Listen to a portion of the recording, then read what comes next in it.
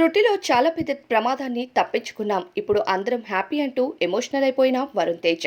దీనికి కారణం లావణ్య త్రిపాఠి తన డెలివరీ టైంలో చేసిన పెద్ద టాస్క్ అనే చెప్పాలి. అయితే ఈ ప్రస్తుతం లావణ్య త్రిపాఠి పండంటి బిడ్డకు జన్మనిచ్చినట్టు సోషల్ మీడియాలో హల్చల్ అవ్వడంతో పాటు ప్రాణాలకు తెగించింది బిడ్డ కోసం అనే వార్తలు కూడా వస్తున్నాయి. ఇకపోతే నిహారిక మరియు వరుణ్ తేజ్ కి కామన్ ఫ్రెండ్ లావణ్య త్రిపాఠి. వరుణ్ లావణ్య ప్రేమించి వివాహం చేసుకున్నారు. వివాహం జరిగిన కొన్ని నెలలకే వీరిద్దరూ పేరెంట్స్ గా ప్రమోట్ అవబోతున్నారు. అభిమానులకి గుడ్ న్యూస్ ని తెలియజేశారు.